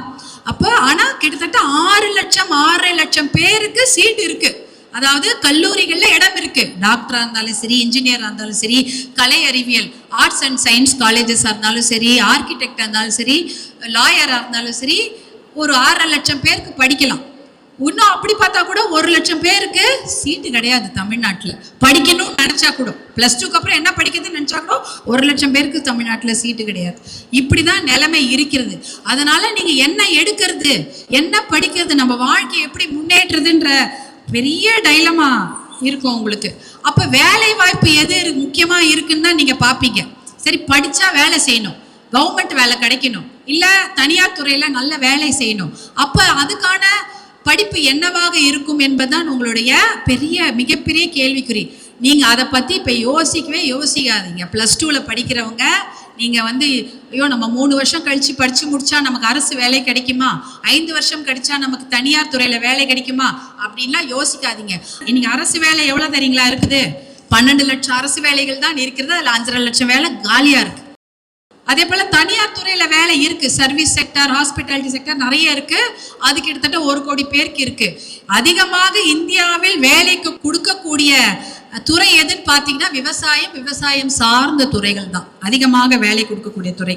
அதனால நீங்க அதெல்லாம் யோசிக்காதீங்க. நம்ம அறிவை எப்படி வளர்க்கறதுன்றத மட்டும் யோசிங்க. வேலைக்காக நம்ம படிக்கணும் அப்படின்றத விடவும் நம்முடைய அறிவுக்காக படிக்கணும் அப்படின்றது தான் உங்களுடைய முக்கிய குறிக்கோளை. நல்லா படிக்கணும், நிறைய விஷயம் தெரிஞ்சுக்கணும். எத்தனையோ கிராஜுவேட்ஸ், எத்தனையோ பேர் பெரிய படிச்சிருப்பாங்க, ஆனா அவர்களுக்கு ஒரு லெட்டர் ரைட்டிங்னா ஒரு சாதாரணமாக நீங்க உங்க பிரின்சிபாலுக்கு ஒரு லெட்டர் எழுதணும், வீட்டில் எழுதணுங்களுக்கு அதை பத்தி பிரச்சனை கிடையாது. யாருக்காவது ஒரு ஃபார்மல் லெட்டர் எழுதணும், லீவ் கேட்டு லெட்டர் எழுதணும், விடுமுறை கேட்டு உங்க வாத்தியாருக்கு ஒரு லெட்டர் எழுதணும், இல்ல ஏதாவது ஒரு விஷயத்தை கேட்டு ஒரு கலெக்டருக்கு ஒரு லெட்டர் எழுதணும்னா எழுத தெரியணும். அது ஆங்கில புலமையும் இருக்க வேண்டும், தமிழ்லையும் நீங்க தவறில்லாமல், எழுத்து பிழை இல்லாமல் அந்த லெட்டரை எழுத தெரியணும். அந்த மாதிரி லைஃப் ஸ்கில்லே நம்ம வளர்த்துக்கணும். அதெல்லாம் தான் உங்களுக்கு இதெல்லாம் நல்லா பேசணும், நம்ம தெளிவாக பேச வேண்டும், தெளிவாக எழுத வேண்டும், தப்பில்லாமல் பிழை இல்லாமல் ஒரு கடிதத்தை வரைய நாம் தெரிந்திருக்க வேண்டும். இதெல்லாம் லைஃப் ஸ்கில்ஸ். இதெல்லாம் ஏன்னா ஒரு அப்ளிகேஷன் ஃபார்மை நீங்க ஃபில்அப் பண்றதுலேயே உங்களுக்கு சீட்டு கிடைக்கும். அப்ளிகேஷன் ஃபார்ம் இருக்குல்ல, அதை எப்படி நீங்க அதை அழகா நீங்க அந்த ஒரு விண்ணப்ப படிவத்தை நீங்க பூர்த்தி பண்றீங்களோ அதை பார்த்துட்டு கூட சில பேர் சீட்டு கொடுப்பாங்க. இவங்க வித்தியாசமா எழுதியிருக்கிறாங்களே, சுற்றுச்சூழலை பத்தி எழுதியிருக்கிறாங்க, அப்ப இந்த பெண்ணுக்கு ஏதோ ஒரு தனியான ஒரு ஆர்வம் இருக்கு, அதுக்கு ஒரு சீட்டு கொடுப்போம் அப்படின்லாம் நினைப்பாங்க. அதனால நீங்க ஒரு விண்ணப்ப படிவத்தை பூர்த்தி செய்வது எப்படி என்பதை கூட நீங்க தெரிந்து வைத்திருக்க வேண்டும். இதற்கான விஷயங்களை நீங்க கத்துக்கோங்க. வேலையை பத்தி இப்ப யோசிக்காதீங்க. நன்றாக படிக்க வேண்டும், நம்ம அறிவை வளர்த்து கொள்ள வேண்டும், நம் தனித்திறமையை வளர்த்து கொள்ள வேண்டும். இதற்காக தான் நீங்க படிக்கணும். அதுல 3 வருஷம் 5 வருஷம் கழிச்சு அது வேலை கிடைக்குதா கிடைக்கலையான்றது அப்புறம் பார்த்துக்கலாம். இதுதான் நீங்க வளர்த்து கொள்ள வேண்டும். எத்தனையோ வேலை வாய்ப்புகள் இருக்கிறதா இல்லையா அதை பத்தி யோசிக்காதீங்க. உங்களுடைய அறிவையும் திறமையும் வளர்த்து கொள்ளுங்கள். அதுக்கப்புறம் வேலையை பத்தி யோசிக்கலாம் என்பதுதான் என்னுடைய இது. அதற்காக தான் இந்த வழிகாட்டுதல் நிகழ்ச்சி. நீங்க இதுதான் படிக்கணும் அதை தான் படிக்கணும்னு இல்லாம எதை படிச்சாலும் 100% உங்களுடைய உழைப்பை கொடுத்து அதுல நீங்க தேர்ச்சி பெறுங்க. டாக்டர் தான் படிக்கணும், கலெக்டர் தான் படிக்கணும், வக்கீல் தான் ஆகணும்ன்றத விட எது படிச்சாலும் அதுல 100% உங்கள் உழைப்பை கொடுங்க. 100% அதை நல்லா தெரிஞ்சுங்க. அதுல நீங்க ஒரு திறமையானவரை வாங்க. எனக்கும் அப்படிதான். நான் என்னைய கேட்டாங்கன்னா சின்ன வயசுல எல்லாரும் டாக்டர்னு வாங்க, நான் கலெக்டர்னு தான் சொல்லுவேன். நான் கலெக்டர் ஆகணும். நான் கல்யாணம் ஆகிட்டு கலெக்டருக்குலாம் எக்ஸாம்லாம் எழுதினேன். ஆனால் அதுக்கப்புறம் நான் கலெக்டர் ஆகலை. ஆனால் வேற ஏதோ கூட ஆயிருக்கலாம். இப்போ நான் சுற்றுச்சூழல் எடுத்து சுற்றுச்சூழல்ல நான் என்னுடைய அறிவை அதில் நான் வளர்த்து கொண்டு பசுமை தாயகம் என்ற இந்த அமைப்புக்கு நிறைய விஷயங்களை நாங்கள் செய்தோம். அதனால தான் எனக்கு நல்ல பேர். அதனால தான் எல்லாரும் என்னை சுற்றுச்சூழலை நல்லா பண்ணியிருக்கீங்கன்னு எல்லாரும் என்னை பாராட்டுவாங்க. ஏன்னா எதை கிடைச்சதோ அதை நல்லா பண்ணணும், அவ்வளோதான். எது நம்ம கிட்ட வருதோ அதை திறமையாக நீங்கள் செய்ய வேண்டும் என்று கூறிக்கொண்டு நல்ல கல்லூரிகளில் சேர்ந்து நன்றாக படித்து இந்த நாட்டுக்கு நல்லது செய்ய வேண்டும், உங்களை பார்த்து நாங்கள் சந்தோஷப்பட வேண்டும், உங்களை பார்த்து நாங்கள் பெருமைப்பட வேண்டும் என்று கூறிக்கொண்டு all the very best for your future. I am so happy to meet you all today and have a great year ahead. நன்றி, வணக்கம். இன்றைய சன்னலுக்கு வெளியே நிகழ்ச்சியில் தர்மபுரி சட்டமன்ற உறுப்பினரும் பசுமை தாயகத்தின் தலைவருமான முனைவர் திருமதி சௌமியா அன்புமணி அவர்கள் பங்கேற்ற தர்மபுரி அடுத்த குண்டல்பட்டியில் அமைந்திருக்கும் பச்சமுத்து மகளிர் கலை மற்றும் அறிவியல் கல்லூரியில் மாணவர்களுக்கான உயர்கல்வி வழிகாட்டி நிகழ்ச்சியை அனைவரும் பார்த்து மகிழ்ந்திருப்பீர்கள் என்று எண்ணுகிறோம். மீண்டும் இது போன்ற ஒரு அருமையான நிகழ்ச்சியில் சந்திப்போம். அதுவரை உங்களிடமிருந்து விடைபெறுவது பிரீத்தி. நன்றி, வணக்கம்.